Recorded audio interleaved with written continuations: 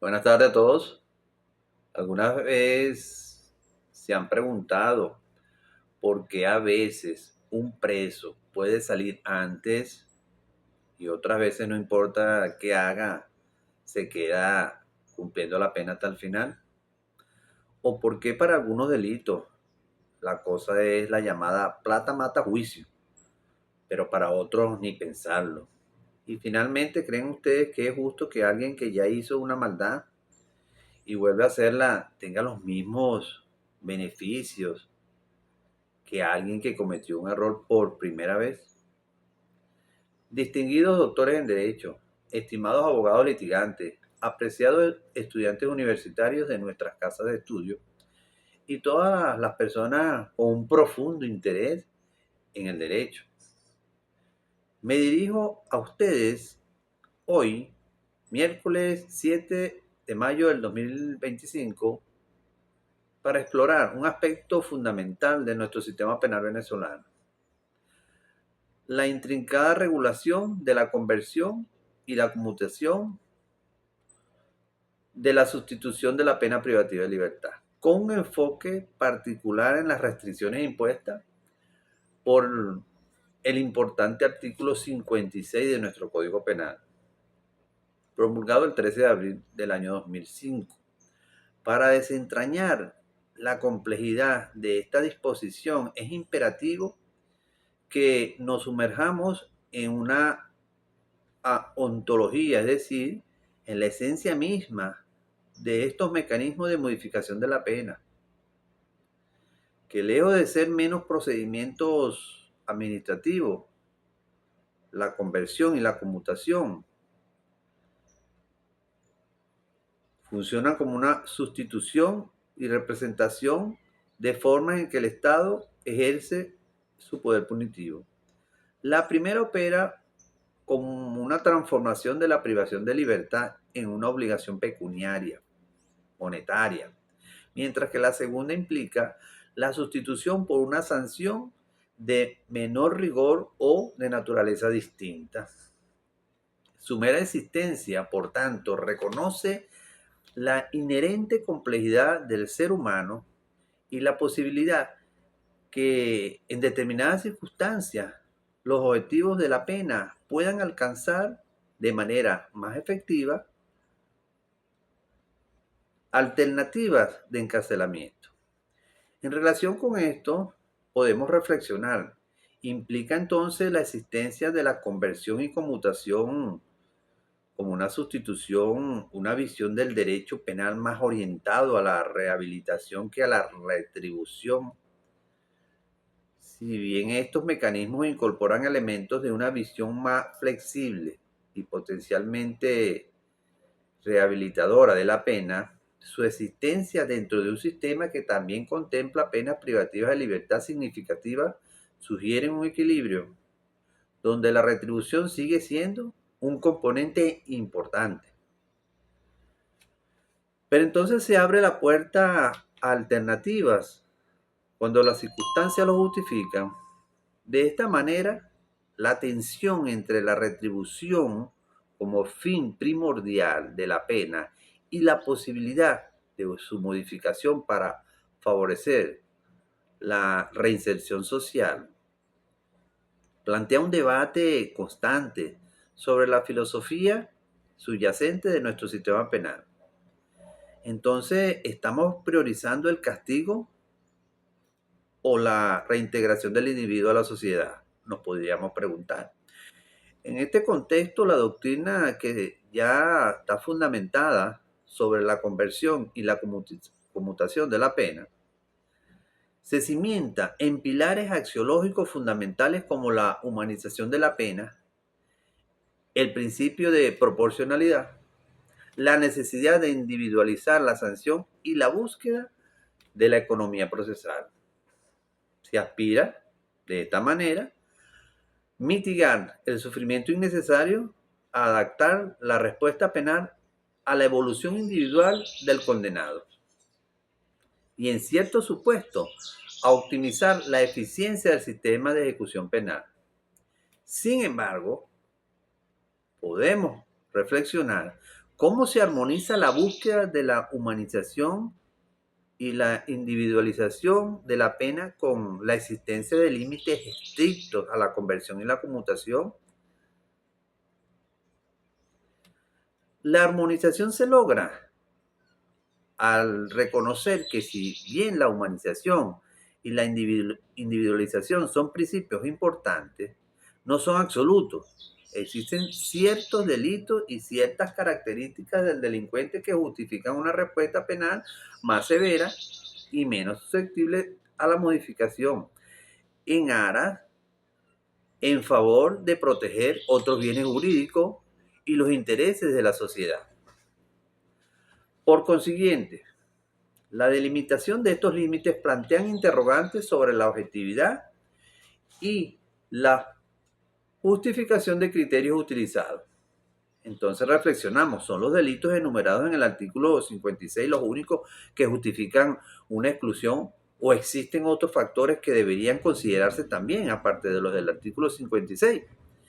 Es precisamente en este punto donde la legislación establece un umbral crítico, una línea divisoria que limita los casos en los cuales la posibilidad de conversión y conmutación se desvanece por completo, al excluir de manera categórica a los reincidentes, reiterados autores, a los autores de delitos de magnitud del homicidio intencional, el secuestro, la corrupción, los delitos contra la cosa pública, el tráfico de droga de alta gravedad, así como a aquellos individuos que han sido sancionados con penas privativas de libertad superiores a 10 años. El legislador consagra una ontología diferenciada para ciertas categorías de delitos y de infractores. En consecuencia, podríamos hacer una reflexión. ¿Qué implicaciones ontológicas tiene la diferenciación entre el delito y delincuentes para la aplicación de la conversión y conmutación de la pena?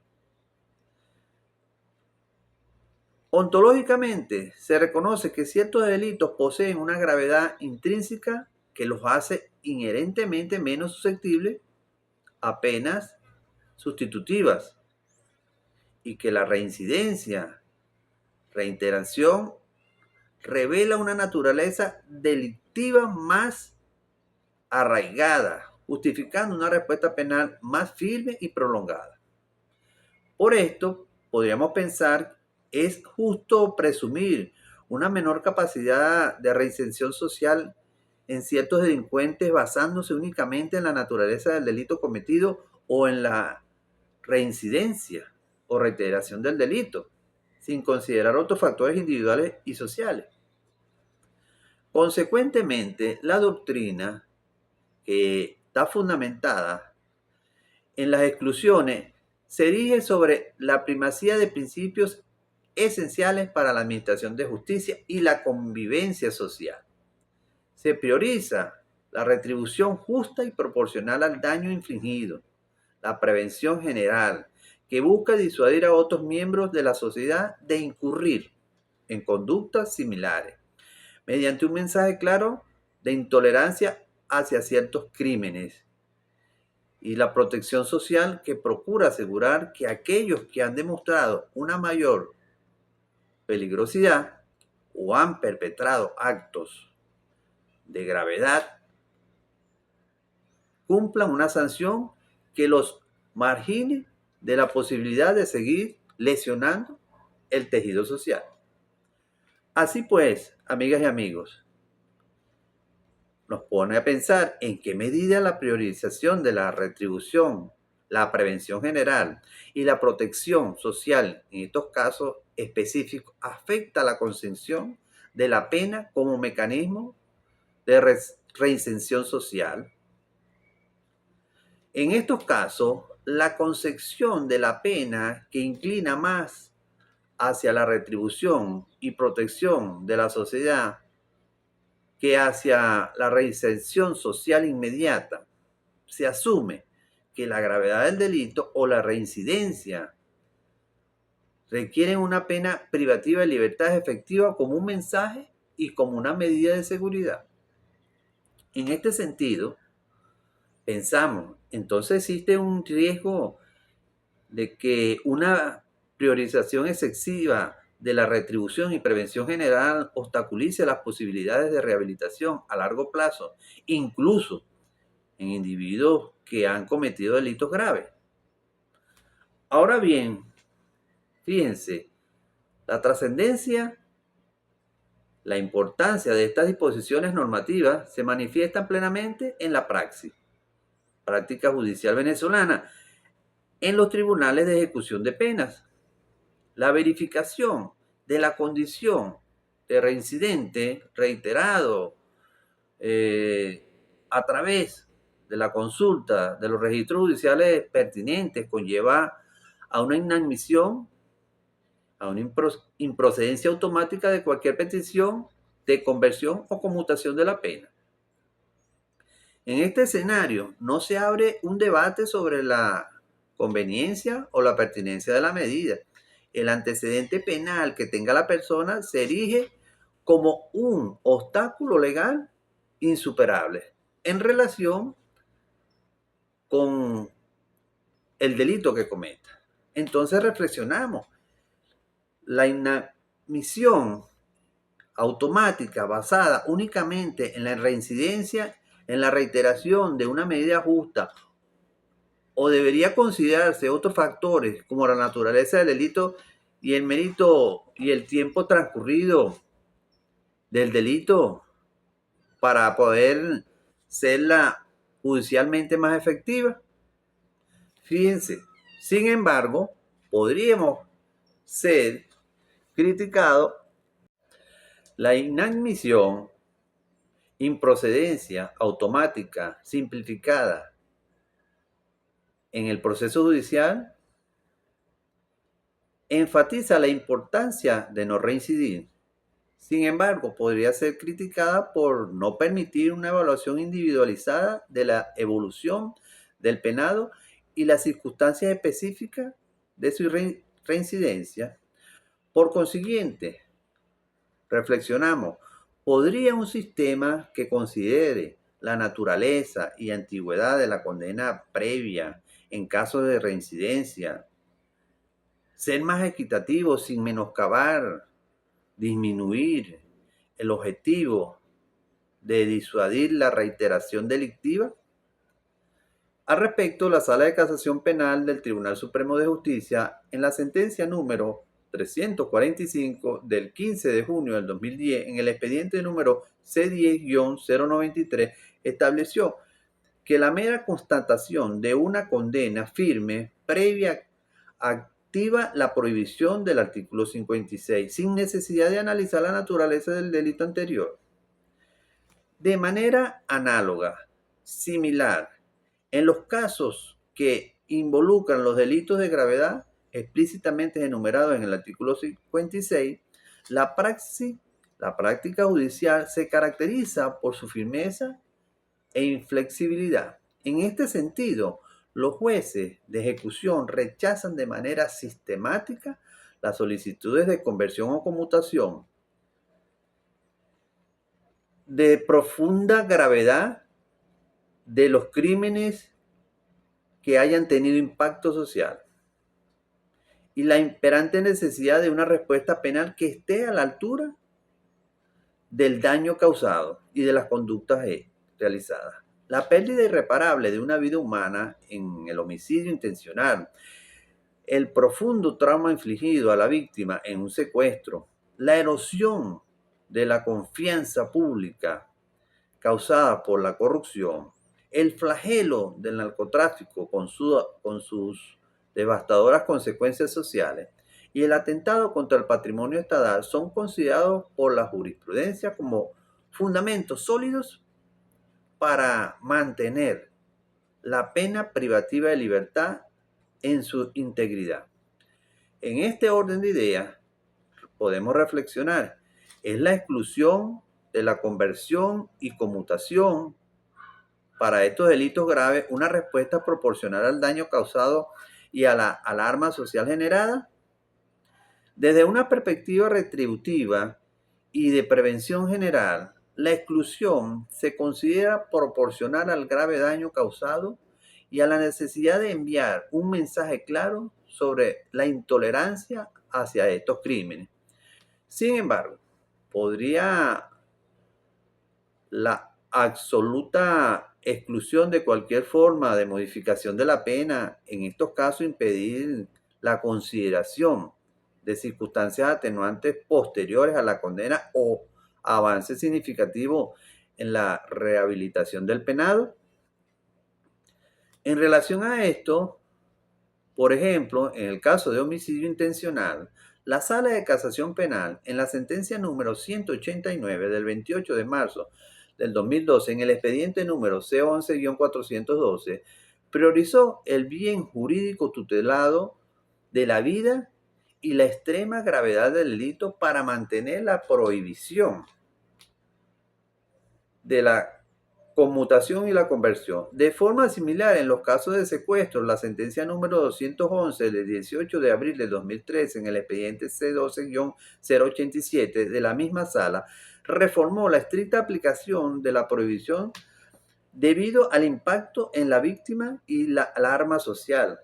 Adicionalmente, en lo referente a los delitos de corrupción, la Sala de Casación Penal en la sentencia número 256 del 12 de mayo de 2015 en el expediente C14-359 ha mantenido la inadmisión de la conversión y la conmutación, subrayando la necesidad de una sanción privativa de libertad efectiva para preservar la confianza pública y la integridad del Estado.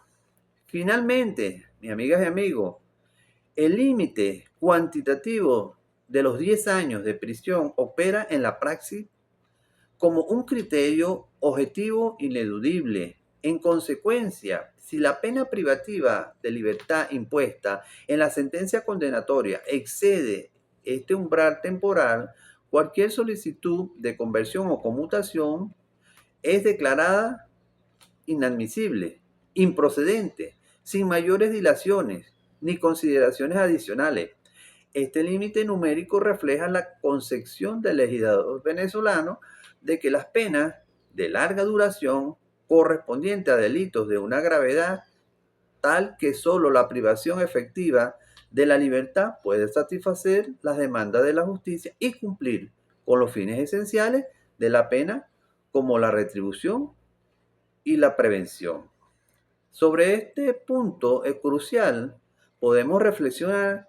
¿Será que existe un límite puramente cuantitativo de la pena impuesta como el criterio más justo para determinar la procedencia de la conversión o conmutación? Si bien proporciona certeza y objetividad, el término cuantitativo establece un límite puramente cuantitativo. Podría no considerar la naturaleza específica del delito dentro del rango de pena o el progreso individual del penado durante el cumplimiento de la misma. Por tanto, pensamos entonces, ¿podría un sistema que combine un límite cuantitativo con la evaluación de otros factores relevantes ofrecer una respuesta más matizada y justa en la ejecución de las penas largas? En este sentido, se ha pronunciado la Sala de Casación Penal en la sentencia número 412 del 5 de julio del 2011 en el expediente número C10-517, donde confirmó que la pena superior a 10 años es un impedimento legal insuperable para la conversión o conmutación. Asimismo, la sentencia número 178 del 22 de marzo de 2016 en el expediente C15-482, donde la sala ratificó este criterio señalando que la duración de la pena es un factor determinante por mandato expreso del artículo 56. En conclusión, mis colegas, amigos y personas en general, el artículo 56 del Código Penal venezolano no debe ser interpretado como una disposición aislada, sino como la manifestación concreta de una ontología y una doctrina penal que busca establecer un equilibrio delicado entre los principios de humanización de la pena y la imperiosa necesidad de una respuesta firme, proporcional y efectiva ante la comisión de ciertos delitos y la reincidencia en la actividad criminal. La praxis judicial de nuestros tribunales de ejecución de penas demuestran un compromiso inquebrantable con la aplicación estricta y literal de estos límites, asegurando que la flexibilidad en la ejecución penal no se convierta en un manto de impunidad frente a la gravedad de ciertas conductas y la persistencia en la criminalidad. Todo ello es estrictamente relacionado con las jurisprudencias reiteradas y vinculantes emanadas de nuestro máximo tribunal en materia penal.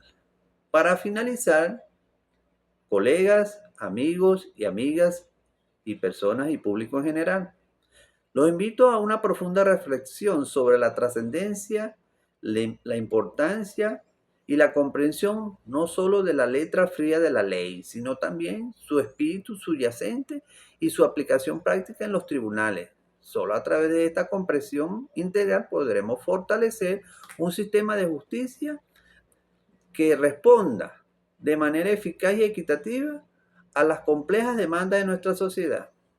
Agradezco profundamente a todos su valiosa atención por el día de hoy. Hasta una nueva oportunidad. Se despide su abogado Leonardo Velázquez.